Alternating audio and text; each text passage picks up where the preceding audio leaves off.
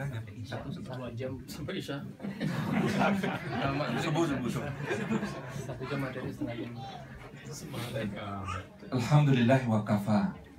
Wassalatu wassalamu ala rasulil mujtaba Sayyidina wa habibina wa syafi'ina wa maulana Muhammadin al-Mustafa wa ala alihi wa ashabihi wa dhurriyyatihi wa kulli man ittaba'al huda. Asyhadu an la ilaha illallah wahdahu la syarika lah wa asyhadu anna Muhammadan abduhu wa rasuluh la nabiyya ba'dah. Thumma ahaykum bi tahiyatil islamiyyah, tahiyatin thayyibatin mubarakah, tahiyatin min indillahi, tahiyati ahli jannah. Assalamualaikum warahmatullahi wabarakatuh. Puji syukur kehadirat Allah Subhanahu wa taala atas limpahan karunia-Nya yang menghimpun kita dalam suasana seperti disabdakan Nabi sallallahu alaihi wasallam, "Majtama'a qaumun fi baitin min buyutillah yatluna kitaballah wa yatadarasuna bainahum illa ghasyiyatuhumur rahmah wa haffathumul malaikah wa nazalat alaihimus sakinah wa dzakarahumullahu fi man 'indah."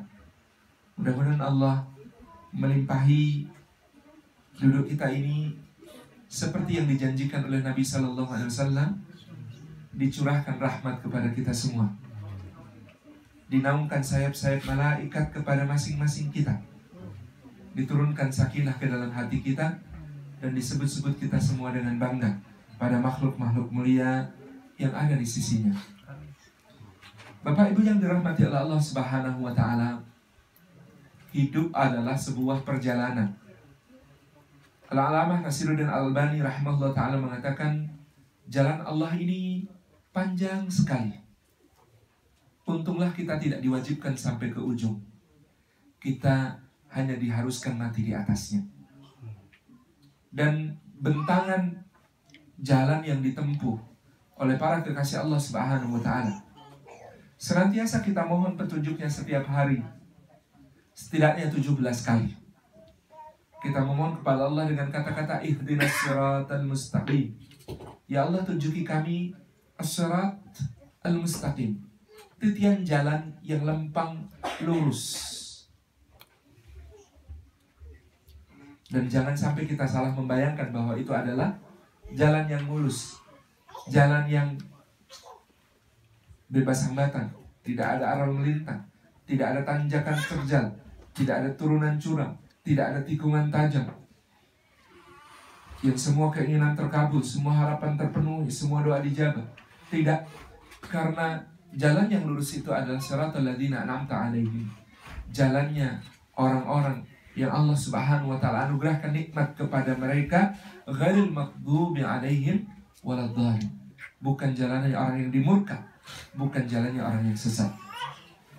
Al-Alama Abdul Karim Zaidan dalam kitab Al-Mustafad min Qasasil Quran maka mengatakan, itulah mengapa sebenarnya Al-Quranul Karim adalah jawaban Allah Subhanahu wa taala atas doa kita setiap hari, ihdinas siratal mustaqim siratal ladzina an'amta alaihim ghairil maghdubi alaihim waladhdallin. Kenapa? Karena Al-Quranul Karim turun dengan kebanyakan isinya, sebagian besarnya berupa kisah, berupa cerita, untuk menunjukkan kepada kita jalan orang yang diberi nikmat, untuk menunjukkan kepada kita jalan orang yang dimurka, untuk menunjukkan kepada kita jalan yang dari orang yang sesat. Maka kita diperintahkan untuk mengenali jalan lurus itu dengan menelusuri kisah-kisah Adam, Idris, Nuh, Hud, Saleh, Ibrahim, Lut, Ismail, Ishak, Yakub, Yusuf, Ayub, Syuaib, Musa, Harun, Zulkifli, Daud, Sulaiman, Ilyas, Ilyasa, Yunus, Zakaria, Yahya, Isa, sampai Muhammad alaihi wassalatu wassalam. Dan kemudian kita mencoba untuk memohon perlindungan kepada Allah, menghindar dari jalannya iblis, Fir'aun, Qarun, Haman, Bal'am, Samiri, Abu Jahal, Abu Lahab, Utbah bin Rabi'ah, Umayyah bin Khalaf, Ubay bin Khalaf, Uqbah bin Abi Mu'aid, Nadar bin Haris, Al-As bin Wa'il As-Sahmi, dan juga Abdullah bin Ubay bin Salul. Menghindar dari jalan orang-orang ahli kitab Yahudi yang memalsukan kebenaran sehingga dimurka oleh Allah Subhanahu wa taala. Menghindar dari jalan sebagian Orang Nasrani yang kemudian mereka meniti kehambaan kepada Allah tanpa ilmu, tersesat dan disesatkan oleh syaitan dan hawa nafsu. Na'udzubillah min dzalik. Al-Quranul Karim adalah buku panduan tentang jalan yang harus ditempuh seorang hamba ketika dia senantiasa meminta kepada Allah bimbingan. Ihdinas siratal mustaqim. Ya Allah, tunjuki kami jalan yang lurus itu. Lurusnya kepada Allah Subhanahu wa taala sebagaimana kata Isa alaihi salam dalam surah Maryam ayat ke-48, wa annallaha rabbi wa rabbukum fa'buduhu hadza siratul mustaqim. Dan bahwasanya Allah adalah Rabbku dan Rabb kalian, penciptaku dan pencipta kalian, pemberi rezekiku dan juga kalian, pengatur segala urusanku dan juga kalian, pemilik, penumbuh, pengembang, kelak peminta tanggung jawabku dan juga kalian, maka sembah dia semata-mata. Menyembah dia semata-mata. Fa'buduh hadza siratul mustaqim. Inilah jalan yang lurus. Lurusnya menghamba kepada Allah di dunia, Allah Subhanahu wa taala menjadikan ia barangkali tidak sama bagi masing-masing kita kerumitannya. Dia uji sebagian kita dengan sebagian yang lain. Dia uji setiap kita dengan jalan dan kadar sesuai kemampuan kita masing-masing. Dan ujian itu Allah Subhanahu wa taala berikan dengan sangat indah. Ujian itu Allah janjikan wabashshir sabirin, hanya saja untuk memberi kabar gembira kepada orang yang sabar. Untuk memberi kabar gembira kepada orang yang sabar itu, maka Allah bersumpah wala nabluwannakum. Huruf wawu kata para ulama kalau diikuti wazan la yaf'alanna maka dia bukan wawu ataf, bukan kata sambung, dia bukan wawu nida, bukan kata panggil, dia adalah wawu qasam, sumpah. Walana beluannakum, terjemah yang tepat bukan dan tetapi demi, pasti kami akan menguji kalian, menimpakan bala untuk menguji kalian. Bisyai'in, dengan sesuatu, minal khauf, dari rasa takut, wal ju', dan rasa lapar, wa naqsin minal amwal, dan berkurangnya harta, wal anfus, dan jiwa dari orang yang kita cinta, was thamarat, kata para ulama maknanya, dan melesetnya perkiraan dari apa yang ditanam terhadap apa yang dipanen. Wa basyir sabirin. Semua itu rasa takut. Barangkali di antara kita ibu-ibu, Masya Allah, hari-hari ini diuji dengan rasa takut itu ketika terjadi apa yang terjadi di Perancis. Dan kemudian kita barangkali ketika sedang berjalan dengan mengenakan jilbabnya dipandang dengan pandangan yang berbeda dengan sebelumnya. Ataupun yang bapak-bapak dengan berbagai konsekuensinya. Semua minal khauf. Ada ujian rasa takut itu.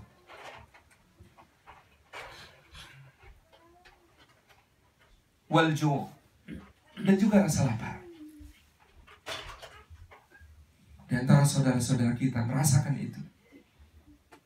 Tapi saya ingat ada sesosok insan yang sangat agung yang diuji oleh Allah Subhanahu wa taala dengan rasa takut, dengan rasa lapar.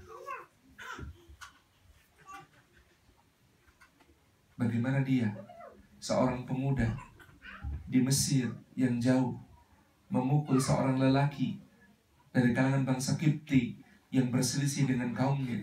Lalu orang itu mati. Dan dia melarikan diri jauh ke arah timur sampai ke negeri Madian. Betapa jauhnya. Allah Subhanahu wa taala mengujinya dengan rasa takutnya, dengan rasa laparnya. Ya tarakkab, senantiasa dia merasa was-was. Berlari terus ke arah timur sampai tiba di negeri Madian, membawa serta semua kelelahannya, membawa serta semua rasa laparnya.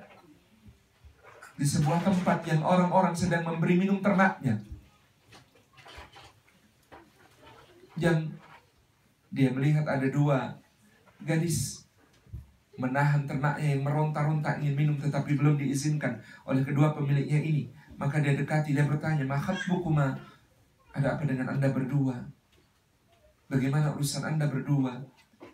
Dua gadis itu mengatakan, "Bapak kami sudah tua usianya. Kami yang terpaksa harus mengembalakan ternaknya dan kami akan memberi minum, tetapi kami tak hendak berdesak-desak dengan orang-orang itu. Kami akan tunggu sampai mereka selesai, baru kami memberi minumnya." Rasa lapar itu terlupakan.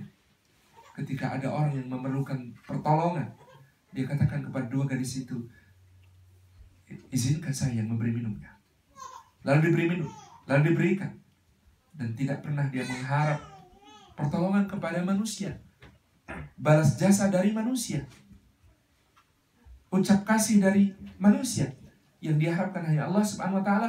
Sehingga dalam surah Al-Qasas itu diceritakan dia duduk di bawah pohon dan mengatakan kepada Rabbnya Azza wa Jalla dengan penuh adab dan tata krama, "Rabbi inni lima anzalta ilayya min khairin faqir." Ya Allah, aku ini sungguh terhadap apapun yang Engkau turunkan di antara kebaikan, aku sangat fakir, aku sangat memerlukan, ya Rabbi.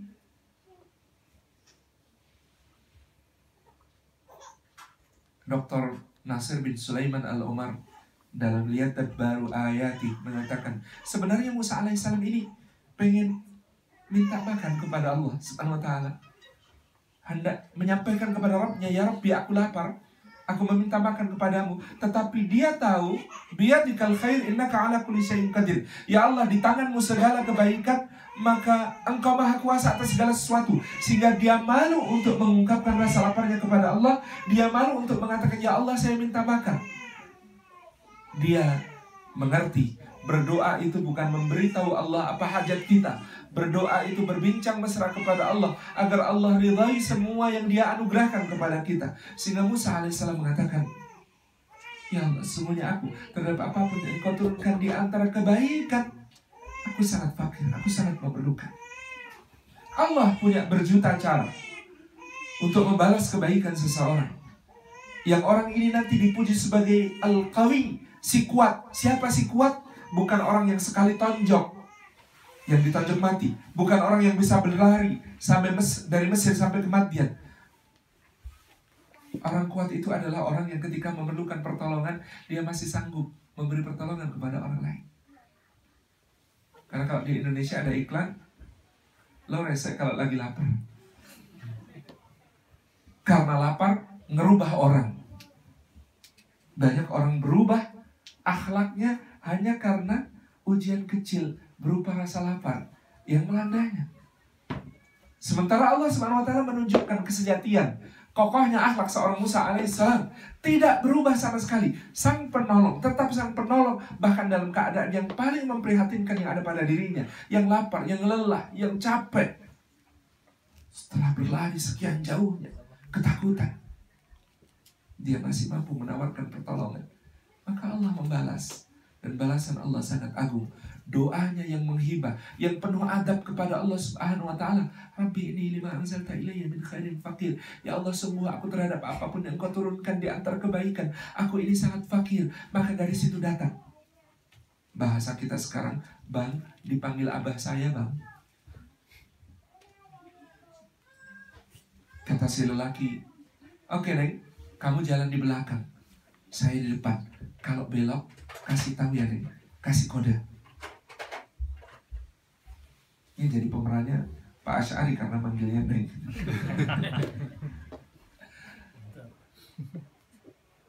Kenapa? Jalannya minta di depan. Musa alaihissalam, di dalam tafsir disebutkan, dia mengatakan, "Karena aku berasal dari Bani Israel, yang aku adalah lelaki yang berat untuk menundukkan pandangan kepada wanita. Maka engkau jalanlah di belakang, agar lebih mudah bagiku untuk tidak memandang." Maka lelaki ini ditambahi sifat nanti oleh si anak perempuan, dilaporkan kepada ayahnya, bukan cuma Al-Qawi, tetapi Al-Amin. Seorang yang terpercaya, sangat amanah. Dan apa yang diberikan Allah kepada doa yang sangat bersahaja itu, "Rabbi inni lima anzalta ilayya min khairin faqir." Ya Allah, sungguh aku terhadap apapun yang Kau turunkan di antara kebaikan, aku sangat fakir. Yang Allah Subhanahu wa Ta'ala berikan kepadanya Satu, makanan. Keluarga itu menjamu dia. Yang kedua, perlindungan. Najauta min qaumil zalimin. Tenang, engkau sudah selamat dari kaum yang zalim. 3, tempat tinggal. Silahkan tinggal di sini. 4, pekerjaan. Kalau kamu mau, 8 atau 10 tahun kamu genapkan. 5, pasangan hidup. Karena aku hendak menikahkan kamu dengan salah seorang di antara putriku. 6, bimbingan Allah Subhanahu wa ta'ala hingga kelak dia menjadi seorang nabi. Hari-hari ini ada beberapa kawan yang tidak tahu kenapa mengajarkan agar doa itu sedetail mungkin, doa itu sespesifik mungkin. Karena kalau lebih spesifik, lebih bisa mengundang energi semesta untuk turut serta mewujudkannya. Musa alaihissalam mengajarkan sebuah kesederhanaan dalam berdoa. Berdoa itu bukan memberitahu Allah apa hajat kita. Berdoa itu berbincang mesra dengan Allah agar dia ridhai segala anugerahnya dan dia berikan kepada kita jauh lebih baik daripada apa yang kita minta. Musa hanya minta makan, tetapi Allah memberikan kepadanya makanan, perlindungan, tempat tinggal, pekerjaan, istri, dan bimbingan darinya. Minal khawf wal ju',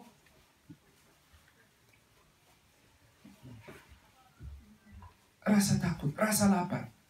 Wa naqsim minal amwal wal anfus wathamarat.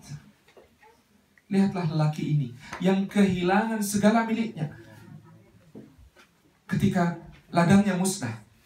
Disusul hari berikutnya ternaknya binasa. Disusul hari berikutnya anak-anaknya wafat. Disusul hari berikutnya dia mulai bersin, darah yang keluar dari bersinnya mulai gatal, dia garuk badannya terkelupas sampai ke tulangnya, sakit sekali. Kemudian dia mengatakan kepada Rabb yang Azza wa Jalla, ya Rabbi, sisakan untukku lisan dan hatiku supaya aku tetap bisa berzikir kepadamu. 7 tahun sakit itu terus menggerogoti tubuhnya. Dan sang istri di tahun yang ke-7 mulai mengeluh. Kata dia, suamiku, 7 tahun engkau sakit, tetapi selama engkau sakit aku belum pernah mendengar engkau meminta kesembuhan kepada Allah.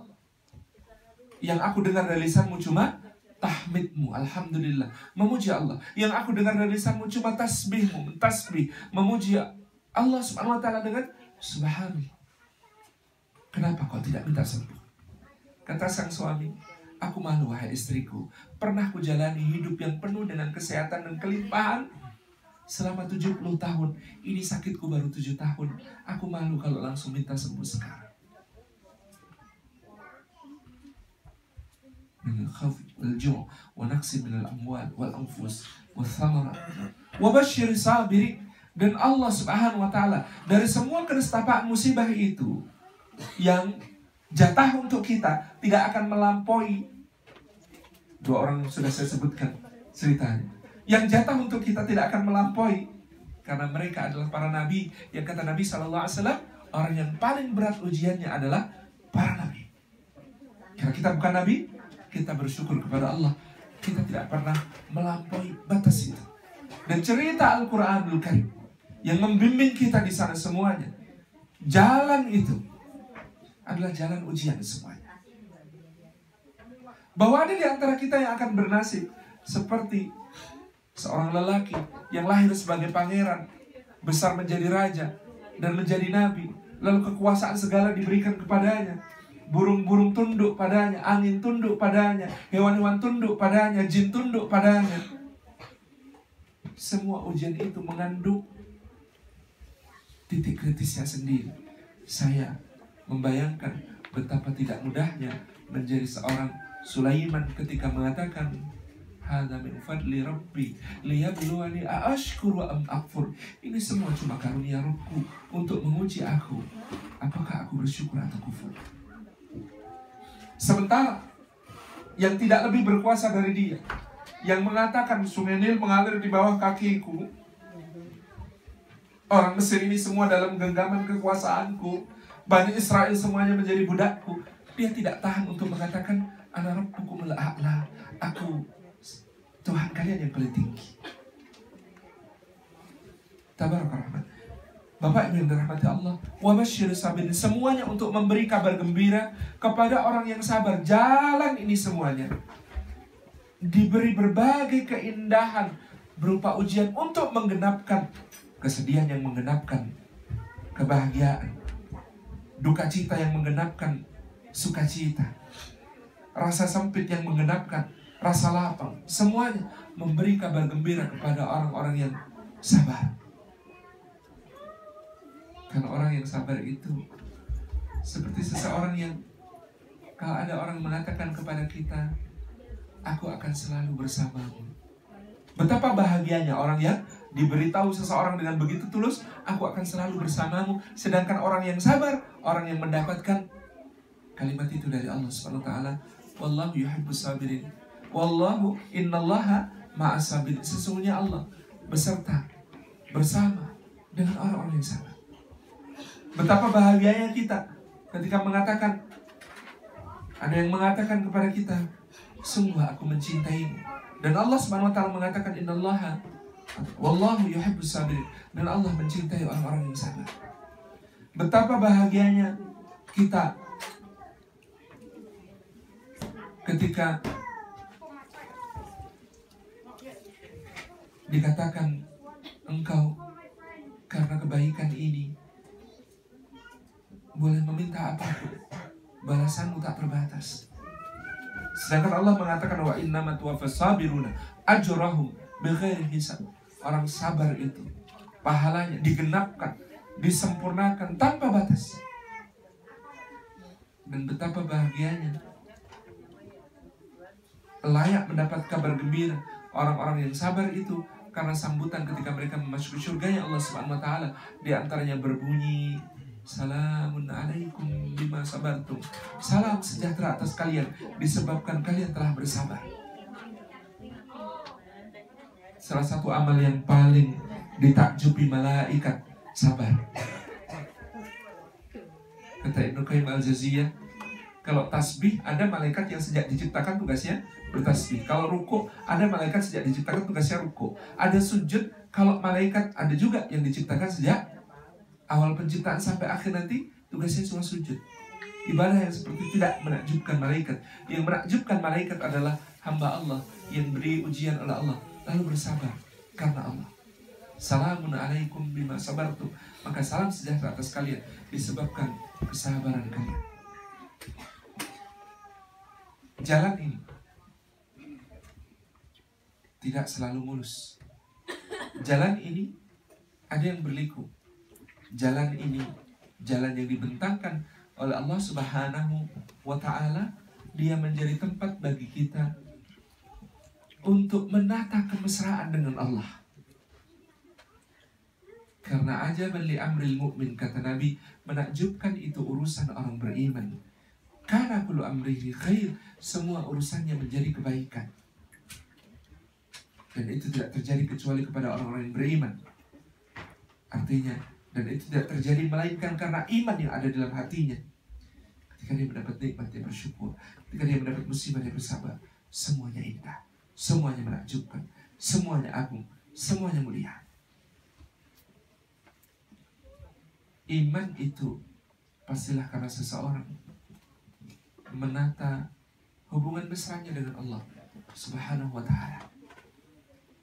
Dan salah satu manusia yang paling mesra dengan Allah Subhanahu wa ta'ala sampai dia mendapatkan hubungan khullah, keakraban yang sangat intim dan dekat dengan Allah Subhanahu wa ta'ala, bernama Ibrahim alaihissalam. Dan dia diberi gelar oleh Allah Khalilur Rahman. Wattakhadallahu Ibrahim khalila. Dan Allah Subhanahu wa ta'ala mengambil Ibrahim sebagai khalilnya, kekasih. Dan Ibrahim alaihissalam memberitahukan kepada kita 5 dasar dari hubungan mesranya di jalan ini, di jalan Allah dengan Allah Subhanahu wa ta'ala, di dalam surah Asy-Syu'ara ayat ke-78 sampai 80. Bagaimana dia mengasaskan modal besarnya untuk menghadapi hidup dengan begitu indahnya, menjalani segala ujian dengan begitu agungnya. Baik ketika dia masih sendiri dengan ujian-ujian dakwah, maupun ketika masih keluarga, ketika dia kemudian berkeluarga, dengan ujian-ujian cintanya. Semuanya dilewati dengan begitu indah. Karena kekasih Allah ini punya 5 pondasi dasar yang sangat agung dalam menata hubungan mesranya dengan Allah di jalan Allah. Dia katakan di dalam surah Asy-Syu'ara ayat ke-78 sampai 82. Alladzi khalaqani fahuwa yahdi. Yang pertama, bahwa Allah itu yang menciptaku, maka Dia yang memberi petunjuk kepadaku. Yang kedua dia katakan, walladzi huwa yut'imuni wa yasqin. Dan Allah itu dialah zat yang memberi aku makan dan juga memberi aku minum. Yang ketiga, wa idza maridtu fahuwa yashfi. Dan apabila aku sakit, Dia menyembuhkan aku. Yang keempat, walladzi yumituni tsumma yuhyi. Dan dialah zat yang akan mematikan aku, kemudian menghidupkan aku lagi. Yang kelima, walladzi atma'u ayaghfira li khati'ati yaumiddin. Dan dialah zat yang sangat aku harapkan untuk mengampuni kesalahan-kesalahanku pada hari pembalasan. 5 hal ini yang patut kita renungkan dalam menata hubungan kita dengan Allah Subhanahu wa ta'ala, silah kita billahi azza wa jalla. Yang pertama, menghayati betul-betul bahwa alladzi khalaqani fahuwa yahdi. Dialah Allah Subhanahu wa ta'ala yang telah mencipta kita, dan Dia yang akan memberi petunjuk kepada kita. Mentafakuri penciptaan kita adalah dasar yang paling penting dari kehambaan kita kepada Allah. Sehingga sampai Nabinya sallallahu alaihi wasallam, ayat yang pertama diturunkan kepada beliau sebagai wahyu mengangkatnya menjadi nabi, dimulai dengan hakikat yang sama. Iqra bismi rabbikal ladzi khalaq, khalaqal insana min 'alaq. Baca dengan nama Rabbmu. Rabb itu pencipta, pemelihara, pemberi rezeki, pengatur segala urusan, pemilik, penumbuh, pengembang, peminta pertanggungjawaban kelak. Tetapi Allah Subhanahu wa ta'ala hendak meringankan tafakur kita, maka Dia mengatakan alladzi khalaq. Cukup seksamai satu sifat yang agung, yaitu Dia yang mencipta. Penciptaan begitu luas, dari yang sangat besarnya sehingga tak tampak oleh kita, sampai yang sangat kecilnya juga tidak tampak oleh kita. Dari yang gaib, yang tidak kita sadari keberadaannya, sampai yang nyata, yang amat dekat dengan kita. Maka Allah Subhanahu wa ta'ala hendak meringankan tafakur kita lagi, sehingga mengatakan khalaqal insan, ditaksis lagi, dikhususkan lagi, yaitu Dia mencipta manusia. Pikirkan tentang penciptaan manusia itu, sampai kita seperti Sayyidina Umar bin Khattab yang dengan mata berkaca-kaca ketika Nabi SAW membacakan, Allah Subhanahu wa ta'ala menjadikan kita manusia dari saripati, dari tanah, disimpan Allah di dalam sulbi seorang lelaki, diturunkan oleh Allah, dipertemukan dengan benih saripati perempuan, ditumbuhkan di sebuah tempat yang bernama rahim yang qararum makin, tempat yang sangat kokoh, tumbuh sebagai nutfah. Makna nutfah kalau menurut sebagian ulama, cipratan. Dari nutfah menjadi alaqah, sebuah bercak-bercak yang melekat. Dari alaqah menjadi mudghah, gumpalan-gumpalan yang terus tumbuh. Dari mudghah diberi idham, sumbu tubuh yang kemudian menjadi tulang rangkanya. Dari idham dibungkus oleh Allah dengan lahm yang menjadi alat geraknya, otot-otot yang begitu kokoh nantinya. Kemudian Dia dijadikan oleh Allah Subhanahu wa ta'ala sebagai makhluk yang sangat berbeda dengan asal kejadiannya. Sehingga ketika itu Sayyidina Umar bin Khattab baru dibacakan ayatnya sampai di situ, dia berdiri di depan Nabi SAW dengan dada yang penuh dengan keyakinan kepada Allah, dengan dada yang sangat takjub akan kemahakuasaan Allah. Dia mengatakan fatabarakallahu ahsanul khaliqin. Fatabarakallahu ahsanul khaliqin. Maka maha mulia, maha penuh keagungan, maha penuh kebajikan Allah, pencipta yang paling baik. Tafakur yang seperti ini. Tafakur seperti Sayyidina Umar, menyaksikan penciptaan kita yang begitu agungnya, mata kita yang begitu agungnya, yang hanya bola begitu kecilnya, tetapi seluruh dunia dimasukkan oleh Allah ke dalamnya. Lisan kita yang begitu agung, hanya sebuah benda tanpa tulang, yang karena saking bahayanya, kalau yang lain Allah beri segel satu saja, mata itu segelnya cuma sepasang, kelopak. Kemaluan itu segelnya cuma sepasang kaki. Tetapi untuk lisan segelnya double, barisan gigi dan barisan bibir. Kalau salah satu ditutup, sebenarnya lisan sudah tidak bisa berdosa. Nah, nggak keluar kata-kata. Walisana wa syafatain. Kata Imam As-Suyuti dalam Ad-Durrul Manthur, inilah lisan yang paling bahaya dari semua bahaya di tubuh manusia, sehingga oleh Allah Subhanahu wa taala segelnya diberi ganda. Mentafakuri hidung kita, mata kita, alis kita, rambut kita yang gugur satu, kita tidak bisa memasangnya lagi. Yang kita ini sebenarnya baru setiap pekan. Dalam sebulan, kata Dr. Arif Budi Witarto, sekitar 95% sel tubuh kita ini sudah remaja berganti baru. Maka kita bulan ini dengan bulan yang lalu itu sudah ganti 95% sebenarnya. Anda hari ini dengan yang sebulan yang lalu, itu yang tersisa dari Anda sebulan yang lalu 35%. Penciptaan yang begitu agung, yang begitu dahsyat, yang diberikan Allah Subhanahu wa taala kepada kita. Alladzi suwarakum fa ahsana suwarakum, dan diberikan bentuk oleh Allah Subhanahu wa taala kepada kita ini bentuk yang paling indah. Kata Kiai Anwar Zahid, coba bandingkan antara makhluk manusia yang paling jelek, jajarkan dengan binatang yang paling ganteng. Alladzi suwarakum fa ahsana suwarakum, dia yang membentuk rupa kalian dengan tangannya, ditiupkan ruh kepada kalian dari ruhnya. Maka betapa indahnya penciptaan kalian. Laqad khalaqnal insana fi ahsani taqwim. Maka dia menciptakan kalian dalam proporsi takwim yang paling indah. Proporsi yang paling indah. Tetapi semua keindahan penciptaan itu, hidung yang mancungnya tidak terlalu banyak, kita ini yang tengah-tengah gitu. Jenggotnya tidak terlalu simetris, alis yang jumlah kiri dan kanan, rambutnya tidak sama. Tetapi begitu indah dipasang oleh Allah sedemikian rupa pada diri kita, kesemuanya ini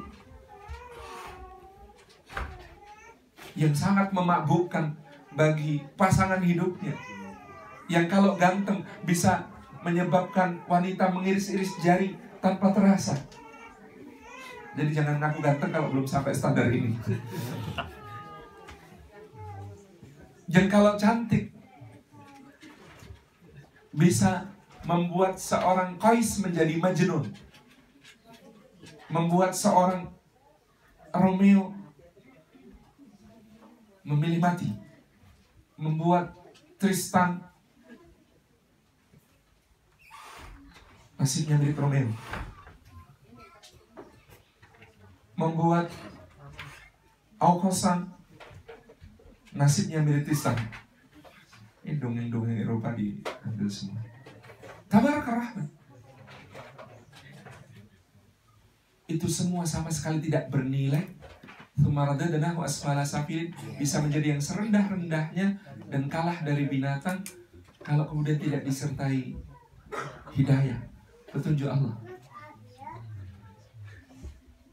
Calon manusia dengan calon ayam namanya telur, dibawa ke pasar, ada yang mau beli. Calon manusia dibawa ke pasar, orang mengatakan, ngapain kamu sini? Keluaran sapi diangkut bertruk-truk setiap hari ke dataran tinggi Dieng untuk pupuk perkebunan, sayur-sayuran dan buah-buahan. Kalau kita bawa keluaran manusia, kita dibilang salah alamat, Mas.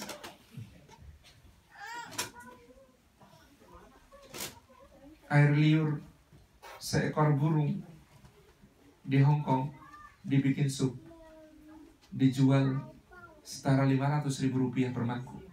Saya tawarkan air liur saya, dia tidak mau. Kalau ada kenakalan remaja pada kambing, ada kambing jantan muda menghamili kambing betina tetangganya, kira-kira pemilik kambing marah atau senang? Suka. Tetapi kalau kemudian itu manusia, murka. Kalau tanpa hidayah, perilaku kita kalah dari binatang. Kalau tanpa hidayah, nilai kita lebih rendah daripada binatang. Maka tadi saya menyebut tentang ayat ihdinas siratal mustaqim, betapa pentingnya selalu meminta hidayah kepada Allah setiap saat. Untuk menjaga kita supaya tetap menjadi hamba Allah yang paling mulia. Maka Al-Ghazali rahimahullah ta'ala ditanya, ya Imam, sholat khusyuk itu yang bagaimana? Al-Ghazali menjawab, sholat khusyuk itu yang kekhusyuannya kau rasakan antara salam sampai takbir. Kata muridnya, kebalik kali guru, yang namanya sholat dari takbir sampai salam. Iya, kata Al-Ghazali, tapi yang namanya khusyuk sholat itu terbukti dari sejak salam sampai takbir. Kalau sholat subuhnya khusyuk, maka antara subuh sampai duhur kau tercegah dari keji dan mungkar. Kalau sholat duhurmu khusyuk, maka antara duhur sampai asar kau tercegah dari keji dan mungkar. Kalau sholat asarmu khusyuk, maka asar sampai maghrib kau tercegah dari keji dan mungkar sampai isya. Begitu seterusnya. Dosis setiap sholat sudah diukur oleh Allah untuk menjaga engkau tetap menjadi hambanya yang baik dan mulia di setiap waktu sampai kematian. Dosisnya subuh, ihdinas siratal mustaqim 2 kali itu seharusnya cukup untuk menjaga kita di dalam siratal mustaqim sampai duhur. Dosisnya duhur, ihdinas siratal mustaqim 4 kali itu seharusnya cukup menjaga kita di dalam siratal mustaqim sampai asar. Begitu seterusnya. Memohon hidayah, tak henti-henti kepada Allah. Karena surah Al-Fatihah itu hubungan cinta kita dengan Allah. Alhamdulillahirabbil alamin. Allah menjawab ketika kita mengucapkan itu. Hambaku memujiku. Ar-Rahman Ar-Rahim, harapan kita kepada Allah yang Maha Pengasih, Maha Penyayang. Allah mengatakan, hambaku memuliakanku. Kita mengatakan Maliki Yaumiddin karena takut kepada Allah yang menguasai hari pembalasan. Allah mengatakan, hambaku mengagungkanku. Iya karena Abu Dua, iya karena Sa'in. Kata Allah, ini antara aku dengan hambaku. Dia hendak menghamba senantiasa kepadaku, maka aku akan senantiasa menolongnya di setiap keadaannya. Sesudah ini apapun yang dia minta, kata Allah, akan aku kabulkan. Lalu kita dipilihkan oleh Allah dan Rasulnya satu permintaan yang paling penting. Ihdinas siratal mustaqim. Ya Allah, tunjuki kami jalan yang lurus. Alladzi khalaqani fahuwa yahdin. Maka setiap saat kita memperhatikan penciptaan kita, kita disunahkan untuk meminta bimbingan hidayah Allah atasnya. Alhamdulillah. Allahumma kama hasanta khalqi fahsin khuluqi. Ketika bercermin begitu, segala puji bagi Allah. Ya Allah, sebagaimana Engkau telah baguskan penciptaanku, maka baguskan pula akhlakku. Mensyukuri penciptaan dan memohon hidayah. Yang kedua, Ibrahim alaihi salam mengatakan, Walladhi huwa yut'imuni wa yasqin. Dan dia Allah, zat yang memberi aku makan dan memberi aku minum. Tabaraka rahman. Wa ma min dabbatin fil ardi illa 'ala Allahi rizquha. Tidak ada yang melata di muka bumi ini melainkan Allah jamin rezekinya. Dan rezeki untuk orang bertakwa, rezeki yang sangat istimewa karena wa yarzuqhu min haitsu la yahtasib. Diberi oleh Allah rezeki dari jalan yang tidak sangka-sangka. Maka dulu guru saya, Allahumma'alaikum Ki Haji Mu'tabid Khalil, waktu saya umur 12-13 itu, punggung saya ditepuk, salib, pundak saya ditepuk, salib, kata dia, besok kalau gede nggak usah jadi pegawai negeri ya. Saya tanya, kenapa Kiai? Karena jadi pegawai negeri itu rezekinya bisa diduga, bisa diperkirakan. Sementara orang bertakwa itu diberi rezeki Allah dari jalan yang tidak disangka-sangka. Malamnya saya tidak bisa tidur memikirkan itu, sampai saya akhirnya sampai pada kesimpulan yang salah bukan jadi pegawai negeri yang gajinya tetap, yang salah bukan jadi pegawai swasta yang take home pay-nya jelas, yang salah adalah mengira bahwa satu-satunya rezeki adalah gaji, dan yang salah adalah mengira bahwa satu-satunya jalan rezeki adalah pekerjaan yang kita tekuni. Tabaraka Rahman. Allah Maha Kuasa. Yang namanya rizki bukan cuma gaji. Ada orang yang rizkinya jauh lebih besar dari gajinya. Meskipun ada juga orang yang rizkinya jauh lebih kecil dari gajinya. Seorang yang seperti itu ngobrol dengan saya, mengatakan, ya Allah Mas Salim, dulu waktu muda mau makan yang kayak begitu itu tidak kuat beli. Sekarang kuat beli, mau makan yang manis, kata dokter, jangan Pak diabetesnya. Mau makan yang gurih, kata dokter, jangan Pak kolesterolnya. Mau makan yang asin, kata dokter, jangan Pak hipertensinya. Gajinya 200 juta per bulan. Tetapi dia sudah tidak bisa mengklaim bahwa 200 juta itu semuanya rezeki dia. Tidak. Dan bahkan rezeki itu bukan soal apa yang bisa dibeli. Ada orang Jogja, pengusaha rumah makan, omsetnya ratusan juta hingga miliaran per bulan, tetapi nggak bisa tidur di kasur. Kalau tidur di kasur, punggungnya sakit. Dia hanya bisa tidur di sebuah alas yang sangat spesifik, tikar pandan anyaman buatan Muntilan, Kabupaten Magelang. Suatu saat mengisi sebuah pelatihan kewirausahaan diselenggarakan oleh sebuah kementerian di Jakarta. Dia diinapkan di Hotel Bintang 5 di Presidential Suite-nya. Yang mengantar dia tertawa terbahak-bahak karena masuk ke kamar, dia membuka kopernya, mengeluarkan tikar pandan buatan Muntilan untuk tidur. Tabarak Rahman. Ada sebuah maskapai yang saya baca ceritanya di bulan Februari 2014 di majalah The Economist, yang mengoperasikan ratusan pesawat. Sementara salah seorang komisarisnya, pemegang saham terbesarnya, punya hyperfobia, rasa takut terhadap ketinggian. Seumur hidup tidak pernah berani naik pesawat. Tabarak Rahman. Bukan soal apa yang dikuasai itu rezeki. Bahkan bukan soal apa yang ditumpuk-tumpuk dikumpulkan. Ada orang bekerja membanting tulang sampai linu-linu, memeras keringat sampai kering, terkumpul di tabungannya ketika dia umur 63 tahun 100 triliun. Besok pagi wafat. Rezeki siapa itu 100 triliun? Sama sekali bukan rezeki dia. Barangkali anak cucu dan keturunannya, tapi boleh jadi musuh bisnisnya. Dan Allah tidak kekurangan cara untuk mendistribusikan kepada yang sudah tertulis di Lauhil Mahfuz sebagai jatahnya. Kadang-kadang yang masih bujang, kalau lihat-lihat calon, jangan cuma lihat gajinya, tapi lihat potensi rezekinya. Saya punya kawan, gajinya kecil, tetapi potensi rezekinya ternyata besar. Dia kemana-mana waktu itu naik sepeda motor, bunyinya ejrek-enong ejrek-egung, begitu suara motornya, sampai dibuat sebuah perumahan elit di dekat tempat tinggalnya. Lalu perumahan elit itu sudah mulai dihuni. Para penghuni kemudian bersepakat, karena dia pinter ngaji, pinter ngimami, disuruh menjadi imam dan guru mu'alim di masjid perumahan itu. Lalu dibikinkan rumah di samping masjid. Setiap hari para pemilik rumah-rumah mewah di tempat itu berebut untuk meminjamkan mobil kepadanya. Mas Ustadz, mobil saya mau dipakai buat kegiatannya. Seneng ya kalau dipakai jenengan, itu rasanya berkahi, bikin tentram hati. Pakai ya Mas ya. Tetangga sebelahnya komplain, gantian Mas, kemarin sudah bapaknya itu yang minjemkan. Ini mobil saya dipakainya kapan? Gantian loh Mas, pakai loh Mas. Yang sana kemudian komplain lagi, sebelah lagi, dijadwal Mas, biar semua kebagian pahalanya. Para pemilik mobil itu pergi ke kantor naik sepeda sesuai anjuran dokter.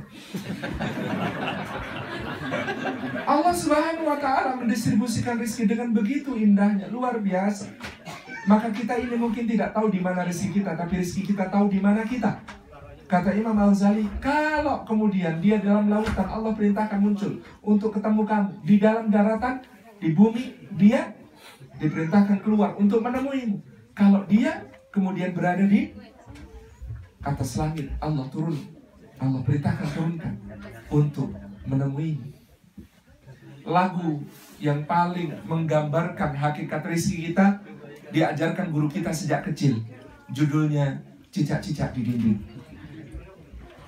Cicak di dinding itu kalau kita yang berada di posisinya, mungkin kita komplain, ya Allah, bagaimana aku bisa makan? Lah aku bisanya cuma diam-diam merayap, padahal makananku punya sayap, bisa terbang kemanapun. Gimana bisa makan? Ngejar aja nggak bisa ya Allah. Makanannya cicak, semua terbang, semua punya sayap. terbang kemanapun suka. Bagaimana cicak bisa makan? Cicak tahu tugasnya berikhtiar, diam-diam merayap. Yang datang nyamuknya atau cicaknya? Yang datang cicaknya apa nyamuknya, Bu? Oh, ibu-ibunya itu nggak pernah belajar lagunya.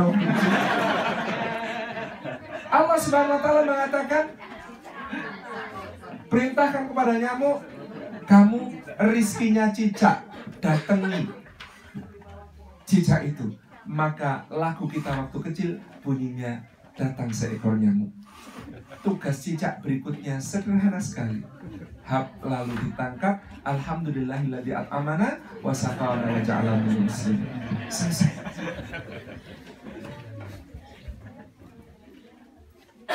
Ada sebutir garam, Bu, diciptakan oleh Allah sejak awal penciptaan, diletakkan di bumi. Minta Allah kepadanya untuk menjadi pengasin lidahnya Salim Afillah dan pemberi mineral ke dalam darahnya. Garam itu berdebur-debur bersama lautan jutaan tahun sebelum Salim Afillah muncul ke dunia. Menunggu-nunggu dengan begitu sabarnya. Sejak bumi benuanya cuma satu, namanya Pangaea. Gerak ke timur karena dia berada di Samudra Hindia. Bergerak ke timur bersama angin pasat barat laut masuk Selat Malaka. Tertiup angin muson, setiap 6 bulan geser ke timur. Nunggu 6 bulan lagi, geser ke timur lagi. Terus masuk ke Laut Jawa. Sampai akhirnya tiba di pesisir Bangkalan. Berdebur-debur bersama ombak. Dia masuk ke tambak garam milik para petambak di Bangkalan. Digaruk pagi dan sore. Sampai akhirnya kena matahari, Pak, lalu kemudian kering. Nah, setelah kering itu dimasukkan ke dalam karung, ya. Lalu dari karung itu, dikirim, Bu, dikirim ke Pamekasan dan Sumeneb itu, Bu. Lalu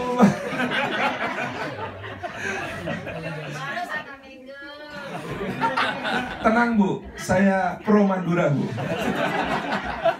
Saya juga mau itu jembatannya diubah jadi Madura supaya Maduranya yang maju. Karena kata supir Madura, kalau Surah Maduranya tetap di belakang, dah maju-maju.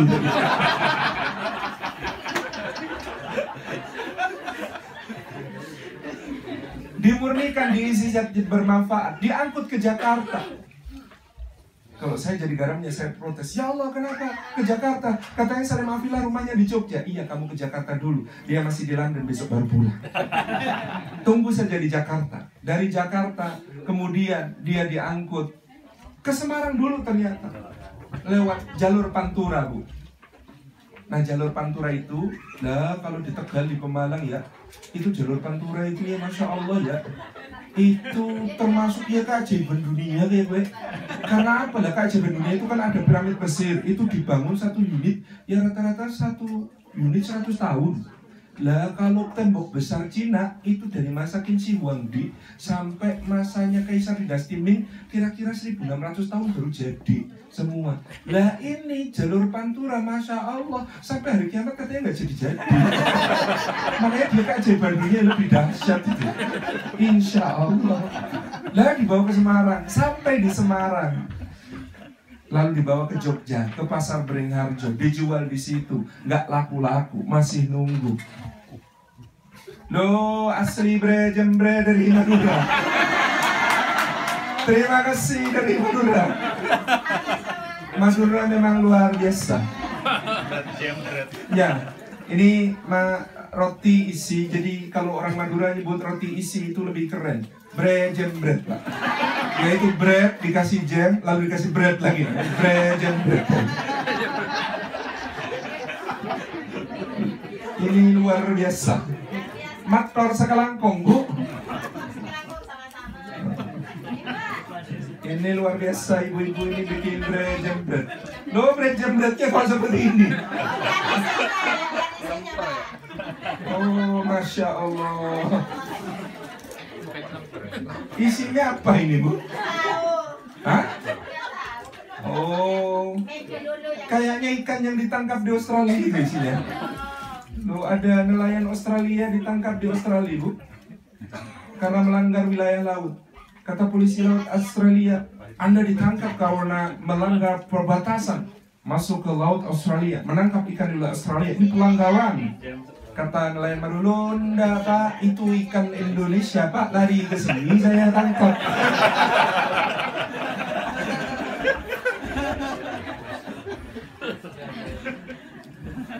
Dibawa ke pasar Beringharjo, dijual sampai di pasar Prawirotama, dibeli lagi oleh seorang pedagang namanya Mas Trimanto.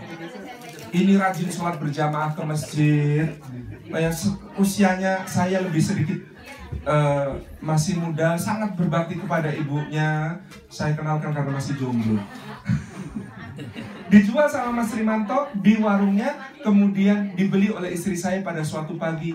Lalu dia memasak sayur lodeh, ditaburkan ke sayur lodeh, disajikan ke meja makan. Kemudian Masya Allah Tabarakalrahman, dia cuma mengetuk pintu kamar saya. Mas, kalau mau dahar sudah siap. Saya jalan dari ruang tidur ke ruang makan, menyendok sayur itu masuk ke mulut saya. Lalu sang garam bertakbir, menunaikan tugasnya, tuntas selesai karena Allah Subhanahu wa Ta'ala. Saya cuma dari ruang tidur ke ruang makan, garamnya sudah berpetualang ke seluruh dunia. Rizki didatangkan Allah dengan perjalanan yang jauh lebih menakjubkan daripada perjalanan kita. Itu baru garam. Apalagi jembret. Luar biasa. Enak. Didatangkan dari berbagai penjuru dunia bahannya itu. Lah sayur lodehnya istri saya lebih dahsyat lagi, karena ada terongnya, kangkungnya, labu siamnya, kacang panjangnya, pete sedikit. Terus ternyata ada tempe bosoknya, Bu. Padahal tempe bosoknya itu kedelainya impor dari Amerika. Masya Allah, mau untuk sarapan saya saja, itu dia harus menempuh perjalanan menyeberangi Samudra Pasifik. Berjembret luar biasa. Sampai yang kau senang bener dengar berjembret. Iya. Jadi kok saya jadi logat Madura begini? Ini rizki, betapa luar biasanya Allah memberikan kepada kita. Pertanyaannya, kalau rizki sudah diatur oleh Allah Subhanahu wa Ta'ala sedemikian rupa indahnya diantar kepada kita, apa makna kita bekerja? Bekerja itu bukan mencari rizki, bekerja itu mencari pahala. Kalau rizki sudah ditetapkan oleh Allah, kalau pahala Allah tidak menjaminnya. Maka yang kita cari adalah yang belum dijamin buat kita. Maka kerja itu itqan, ditekuni sampai ahli, dilaksanakan dengan penuh kesungguhan dan profesionalisme. Ihsan, dilaksanakan kalau bisa melampaui ekspektasi penikmat hasil kerja kita. Maka apapun pekerjaan kita, kalau kita mengerjakannya dengan kewajaran, mengerjakan yang seperti itu, dibayar 1 miliar per bulan, kok nanti cuma digaji 20 juta, maka kita sedang menabung 980 juta kebaikan dari sisi Allah Subhanahu wa Ta'ala. Dan itu pasti akan dibayar oleh Allah. Entah bentuknya suami yang soleh, istri solehah, anak solihun dan solihat, tetangga solihin, semuanya. Kesehatan yang baik,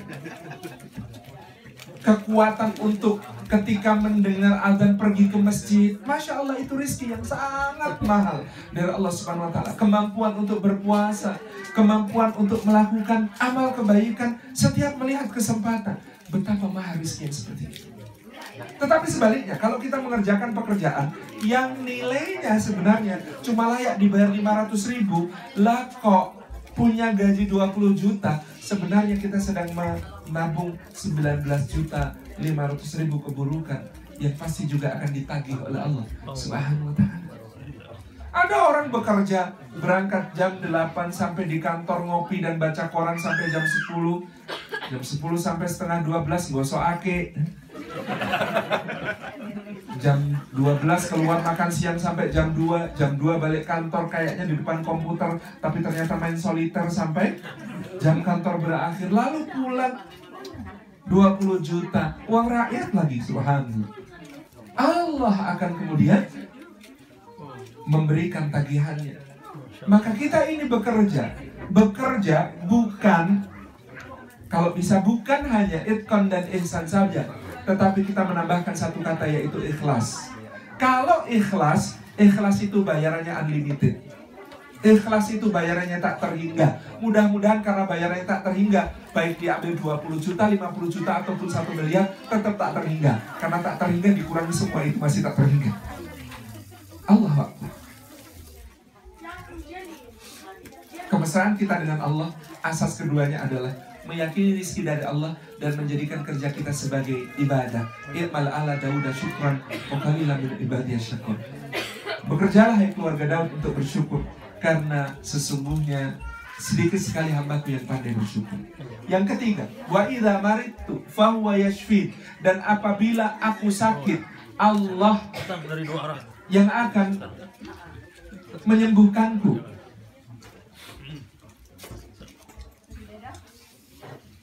Ini airnya dari Inggris, tehnya dari India, gulanya dari mana? Brazil. Masya Allah, dikumpulkan dalam satu gelas demi memberi rezeki kepada pengajian Al-Ikhlas. Alhamdulillah ya Allah. Yang ketiga, wa idza maridtu fahuwa yashfi, apabila aku sakit, Allah yang menyembuhkan aku. Kata Ibrahim alaihissalam dengan keyakinan yang penuh, ujian itu memang akan hadir. Apabila aku sakit, Dia yang menyembuhkan aku.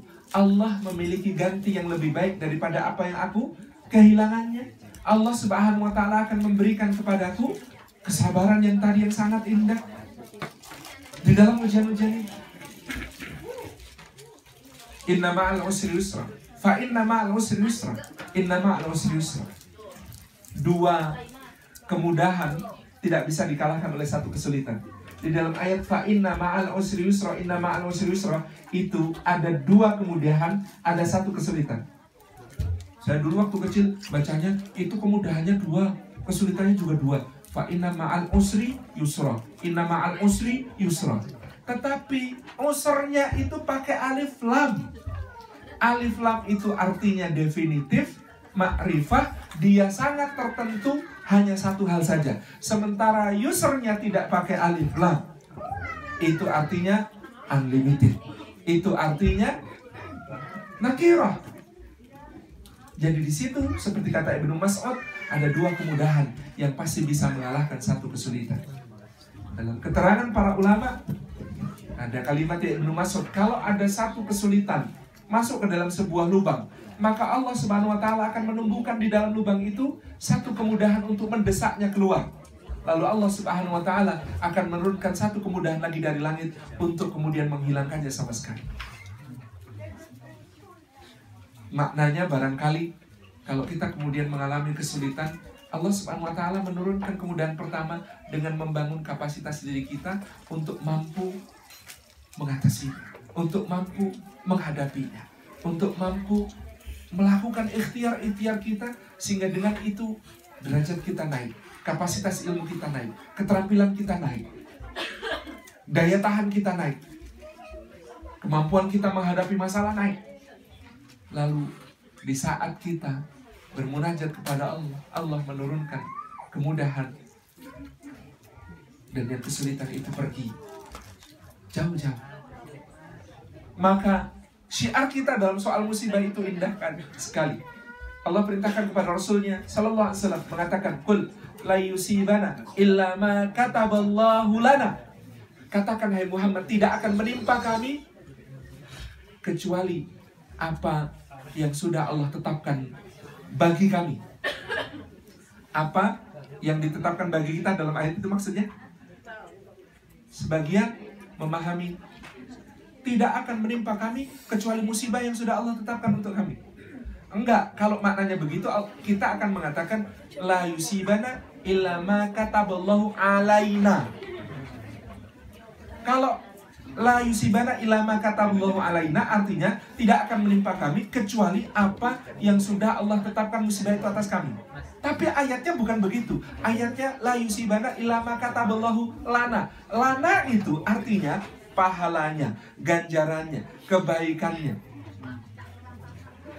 tidak akan menimpa kami kecuali musibah yang pahalanya, ganjarannya, ganti lebih baiknya, semuanya sudah Allah tetapkan atas kami. Jadi mukmin itu bukan cuma mengatakan kita ini tidak akan ditimpa musibah kecuali musibah yang sudah Allah tetapkan. Enggak, mukmin itu sampai pada level di surah Taubah ini mengatakan tidak akan menimpa kami kecuali musibah yang Allah sudah tetapkan pahalanya atas kami. Wa idza maridtu fa huwa yashfin. Ini semboyannya PKU Muhammadiyah. Dan apabila aku sakit, dia yang menyembuhkan aku. Aku sakit. Jadi hakikat itu ada di bawah adab. Hakikatnya kata para ulama sebenarnya kan, dan apabila Allah menjadikan aku sakit, maka Allah juga yang menyembuhkan aku. Tetapi Ibrahim tidak hendak menisbatkan sakit itu kepada Allah. Jadi dia mengatakan aku sakit gitu aja. Padahal hakikatnya Allah juga yang mengizinkan dia sakit, tetapi dia tidak menyebut-nyebut Allah di situ. Maka menisbatkan takdir yang buruk kepada Allah, qadarullah wa ma syaa fa'al, sudah ditetapkan Allah dan apa yang dia kehendaki akan terjadi. Begitu. Ini boleh. Tetapi lebih indah lagi seperti yang dilakukan para nabi, tidak menisbatkan itu kepada Allah dengan memahasucikan Allah, menggantungkan Allah di situ. Yang paling tidak boleh menisbatkan maksiat kepada Allah, itu namanya orang Jabariyah. Dulu kawan saya di pesantren ada malam-malam ngunduh rambutannya kiai. Oh, rambutan sedang berbuah merah-merah gitu ya, diambilin malam-malam, di-download gitu kan. Diunduh itu, di-download. Kemudian dibagi-bagi ke kamar-kamar, dia jadi konspiratif, nyolong tapi bagi-bagi gitu. Ikut-ikut Robin Hood.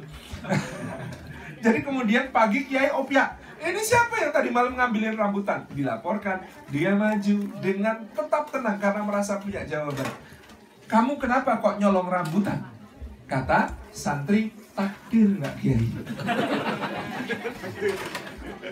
Maka kemudian Pak Kiai memuntir telinganya, dijewer keras-keras. Loh Pak Kiai, kok saya dihukum? Kok saya mencuri itu sudah takdir? Kan sudah tidak itu tidak salah, berarti saya itu takdir kok saya mencurinya. Kata Pak Kiai, lu aku jewer kamu juga sudah takdir.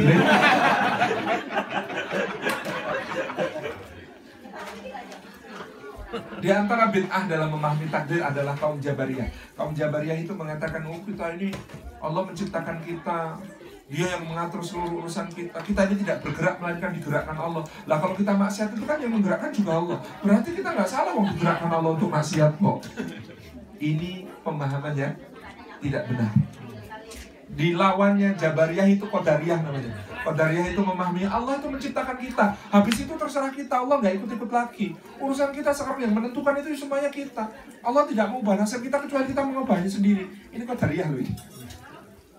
Karena ayatnya kan tidak begitu. Innallaha la yughayyiru ma biqaumin hatta yughayyiru ma bi anfusihim. Itu maknanya sebenarnya Allah tidak mengubah nikmat yang menjadi default yang sudah Dia anugerahkan kepada iman kalian, kecuali kalian mengubah apa-apa yang ada di dalam hati kalian. Dari iman menjadi ingkar, dari syukur menjadi kufur, dari maksiat menjadi dari taat menjadi maksiat.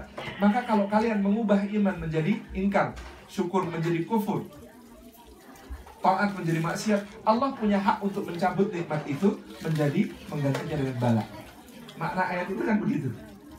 Nah, cuman terjemahan kita agak meleset sedikit sehingga kadang-kadang saya mendengar kok ini jadi orang Qadariyah ini gitu. Yaitu memahami Allah itu tidak mengubah nasib kita kecuali kita mengubahnya sendiri. Itu bukan ayat itu gitu. Jadi kita, Bapak Ibu yang dirahmati Allah SWT, dalam memahami takdir sesuai pemahaman Ahlus Sunnah wal Jamaah, Allah menyembunyikan segala hal yang menjadi apa yang ada di hadapan kita supaya kita mengikhtiarkan yang terbaik, memilih yang terbaik, berdoa yang terbaik, memohon yang terbaik, bertawakal yang terbaik kepada Allah SWT. Yang keempat, waladhi yumituni tsumma yuhyin, dan Allah itu yang akan mematikan aku lalu menghidupkan aku lagi. Salah satu yang membuat hidup makin hidup adalah mengingat mati. Dan apa yang terjadi sesudah mati? Kata Abu Bakar As-Siddiq, mati itu lebih berat dari hidup. Tapi yang sesudah mati lebih berat dari mati. Karena tidak bertambah hari kecuali makin berat. Mati itu beratnya apa? Seluruh rasa sakit dihimpun jadi satu, seluruh daya hidup ditarik dari semua sel tubuh kita. Itu akan keluar dari lisan semua yang selama ini disembunyikan oleh hati. beratnya kematian, sakratul maut itu bahkan dirasakan Nabi, sehingga beliau mengatakan, ya Rabbi khaffif li ummati wasakil, ya Allah, perberat saja untukku tapi jangan untuk umatku, ringankan untuk umatku. Seperti ini berat sekali sakratul maut itu. Tapi ba'da mati itu lebih berat dari mati. Masuk kubur, ditanyain malaikat, pertanyaannya sudah dibocorkan sejak dulu, tapi tetap banyak yang gagal ujian. Pertanyaannya cuma 4, man rabbuka, ma dinuka, ma kitabuka, man nabiyuka. Selesai, 4 pertanyaan itu saja. Tetapi sejak beribu-ribu tahun yang lalu, betapa banyak yang telah gagal menjawab dan mendapatkan azab kubur. Kubur masih mending, bangkit itu lebih ngeri daripada kubur. Buktinya apa? Di surah Yasin ada kata-kata, ya wailana man ba'atsana min marqadina. Aduhai celaka siapa yang membangunkan kami dari pembaringan kami ini. Itu padahal menurut tafsir, orang yang di dalam kubur disiksa, disuruh bangun aja shock. Disiksa di kubur, tetapi disuruh bangun itu shock. Karena bangkit itu lebih berat daripada kubur. Ada yang lebih berat dari bangkit? Ada. Mahsyar, ngumpul bareng-bareng, yang kemudian kita tidak akan peduli lagi pada orang lain, dalam keadaan telanjang, tidak beralas kaki, tidak berkhitan. Kata Aisyah, nggak lihat-lihatan ya Rasulullah. Nggak mungkin sempat lihat-lihatan. Matahari didekatkan sampai sejengkal, dan semua orang sibuk dengan urusannya sendiri. Ketakutan yang sangat parah. Berat yang namanya mahsyar. Tapi habis mahsyar lebih berat lagi, namanya hisab. Hisab itu tampil semua hal yang dianugerahkan Allah kepada kita sebagai nikmat. Di sisi sebelahnya tampil semua amal kita yang kita lakukan dengan nikmat itu, yang ternyata kebanyakan kita lakukan dengan nikmat dari Allah justru adalah untuk mendurhakai Allah SWT. Di situ itu keringatnya, kalau mahsyar keringat panas, di hisab itu keringat dingin. Kata Nabi SAW, orang akan tenggelam karena rasa malu di dalam keringatnya sendiri. Dari mata kakinya ada yang tenggelam sampai mata kaki, ada yang tenggelam sampai lutut, ada yang tenggelam sampai pusar, ada yang tenggelam sampai pundak, kata Nabi SAW. Karena apa? Rasa malu yang sangat atas amal yang ditampilkan. Hasil rekamannya kamera yang nggak kenal habis baterai dan habis memori. Kamera yang raqibun atid, senantiasa mengawasi tanpa pernah putus, itu ditampilkan kembali. Kelihatan di sana. Hisab sudah ngeri. Habis itu ada yang ngeri lagi. Namanya mahkamah. Itu katanya mahkamah itu bahasa Madura lagi. Kalau bahasa aslinya kamah-kamah tadi. Sama dengan itu jualan door to door. Itu bahasa Madura, Pak. Aslinya to door to door.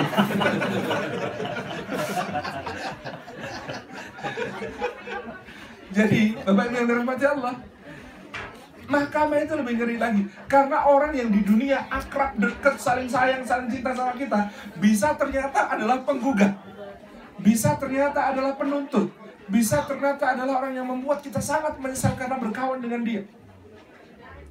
Lebih ngeri lagi habis itu menerima catatan amal semuanya. Ada yang dari depan, alhamdulillah. Ada yang dari kiri.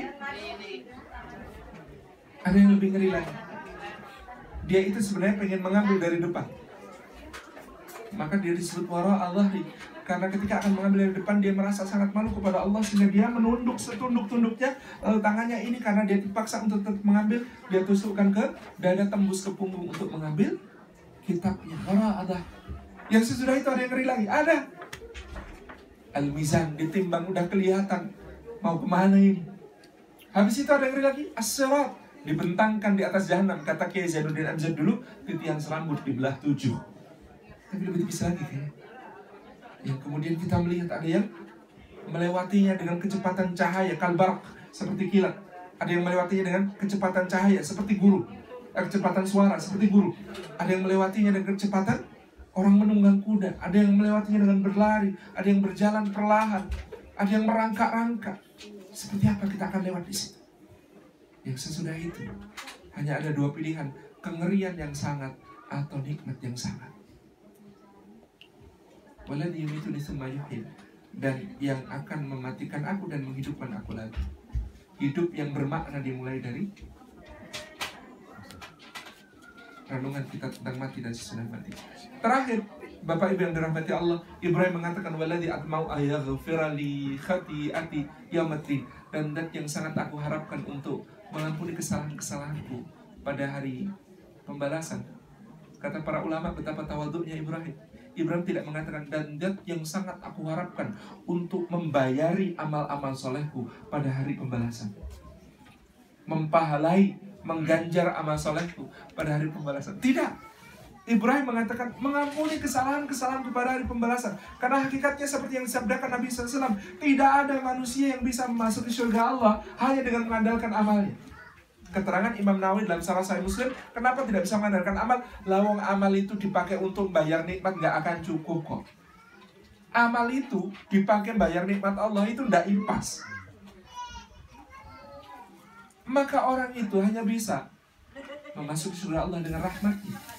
Rahmat itu dari mana? Dijemput memang dengan taat, dengan iman. Maka hidup ini bukan tandingan banyak-banyakan amal. Karena memang amal ini bukan kemudian amalmu lebih banyak pasti surgamu lebih tinggi. Enggak. Ahsanu amala, yang terbaik amalnya, yang terikhlas dan paling ittiba mengikuti sunnah Nabi SAW, itu yang kemudian menjadi ukuran. Maka karena amal itu sebenarnya sama sekali tidak bernilai, dipakai untuk bayar apa namanya, nikmat. Benar yang dikatakan para ulama, kamu melakukan dosa lalu dosa itu terbayang-bayang, itu jauh lebih baik daripada kamu melakukan ibadah-ibadah yang terbayang-bayang. Kenapa? Karena ini memang sama sekali tidak bernilai di sisi Allah Subhanahu wa ta'ala. Dia memerintahkan kita beribadah, sama sekali tidak ada manfaat baginya. Dia tetap Al-Khaliq, Al-Malik. Dia tetap Al-Aziz, Al-Jabbar, Al-Mutakabbir. Dia tetap Al-Jalil. Dia tetap sebagai Allah Subhanahu wa ta'ala Jalla wa ala, yang tidak berubah kedudukan keagungannya dengan apakah kita taat atau kita maksiat. Kita yang menghajatkan taat itu. Lalu kita dituntut untuk bertakwa, dan salah satu akhlak takwa adalah seperti yang ditunjukkan Ibrahim, yaitu tawadhu. Nabi-nabi itu akhlak mereka tawadhu. Sulaiman yang maharaja, diraja, segala raja itu, doanya indah sekali. Rabbi auzi'ni an ashkura ni'mataka allati an'amta 'alayya wa 'ala walidayya wa an a'mala salihan tardahu wa adkhilni bi rahmatika fi ibadika salihin. Ya Allah, tolong aku untuk bisa mensyukuri nikmat-Mu. Kalau tidak Engkau tolong, aku tidak bisa mensyukuri nikmat itu. Tolong aku untuk beramal saleh. Kalau tidak Engkau tolong, aku tidak bisa beramal saleh. Ridhailah amal salehku. Apa gunanya amal salehku kalau Engkau tidak ridha? Dan tolong aku, masukkan aku dengan rahmat-Mu ke dalam golongan hamba-Mu yang saleh. Karena kalau tidak dengan rahmat-Mu, aku tidak termasuk di antara mereka. Aku tidak layak berada di antara mereka. Waduh. Yusuf alaihissalam, Yakub bin Ishak bin Ibrahim, lelaki dengan nasab terbaik. Yusuf bin Yakub bin Ishak bin Ibrahim, lelaki dengan kisah hidup terbaik. Nahnu naqussu 'alaika ahsanal qasas. Kami ceritakan kepadamu sebaik-baik cerita. Cerita Yusuf dimulai dengan kalimat itu oleh Allah Subhanahu wa ta'ala. Jadi cerita terbaik itu cerita orang ganteng. Yang kita sering lupa, ganteng banyak resikonya. Makanya Imam Hasan Al-Basri mengatakan, aku kalau hidupku terasa berat, aku baca surah Yusuf, rasanya jadi ringan. Apa yang ku alami tidak ada apa-apanya dibanding yang dialami Yusuf alaihissalam. Kadang-kadang ibu-ibu kalau hamil suka baca surah Yusuf, niatnya biar anaknya ganteng kayak Nabi Yusuf. Perlu ditanya, mau nggak kalau jalan hidup anaknya kayak jalan hidup Yusuf gitu? Berat. Tabarakallah gitu ya.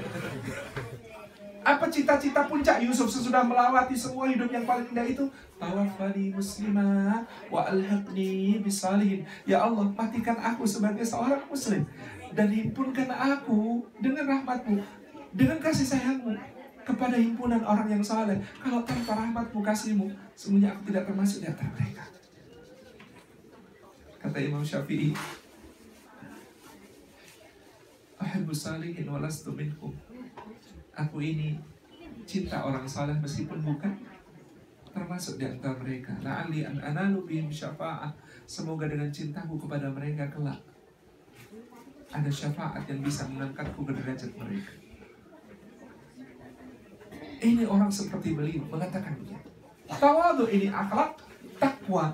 Karena apa? Takwa itu kata Allah ditegaskan, inna akramakum indallahi atqakum. Sesungguhnya yang paling mulia di antara kalian di sisi Allah yang paling bertakwa.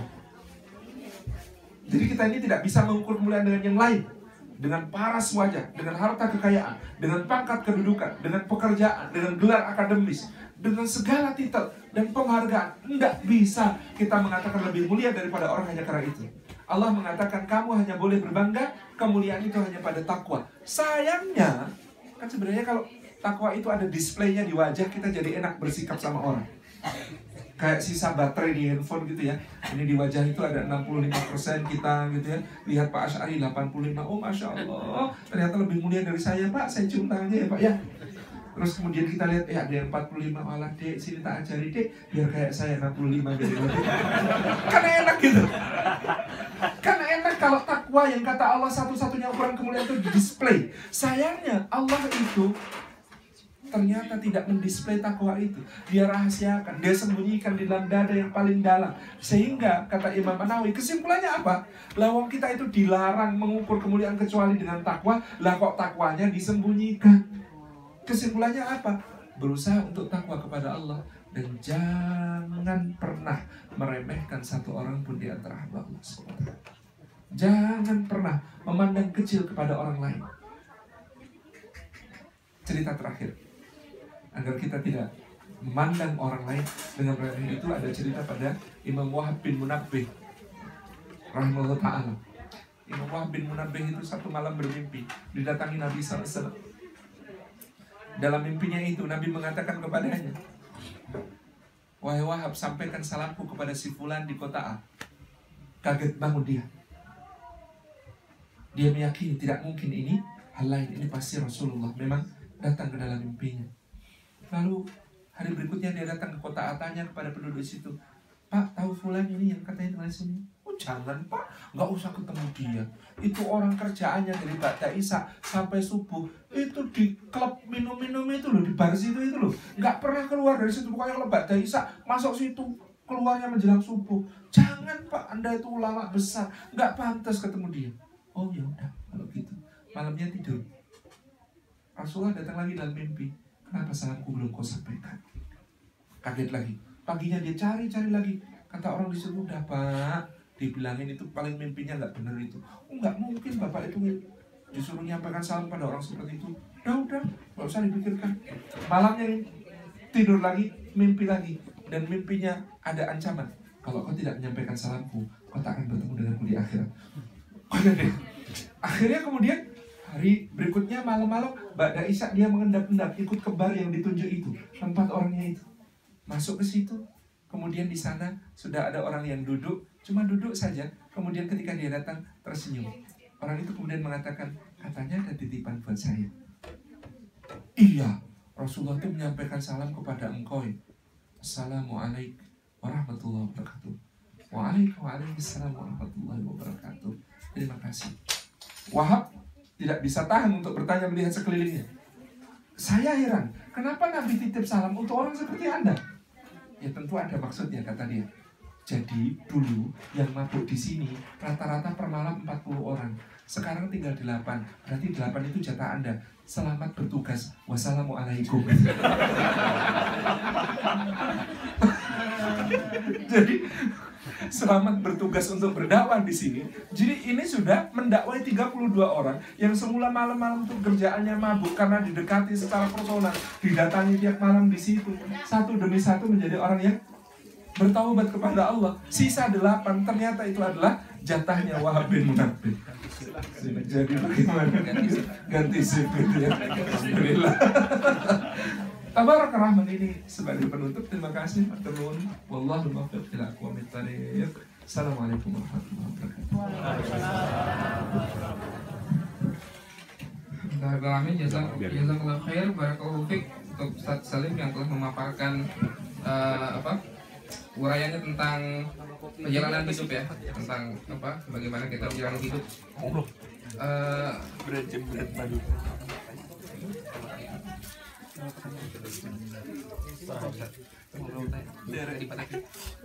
Jawab boleh lo, nggak harus tanya. Ada 1,5 dengan Baik, insya Allah akan ada sesi tanya jawab. Mungkin dari pihak akhwat dulu ya, dari ibu-ibu. Barangkali ada yang ditanyakan.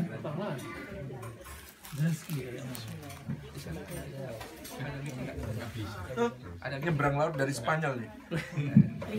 Ada pertanyaan ibu-ibu? Nggak ada, alhamdulillah. Oh.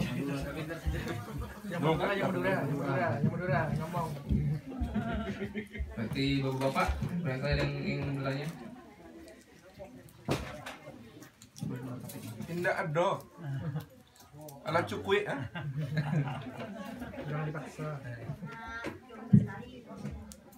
Lah, yang di luar sana. yang di luar lagi minum. Ada yang mau tanya? Ada yang mau tanya?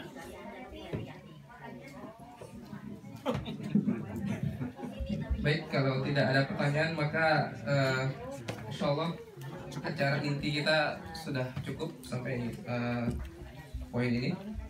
Sebelum diakhiri, ini ada beberapa pesan ya dari Mbak Titi ya. Bapak dari Mbak Titi meninggal.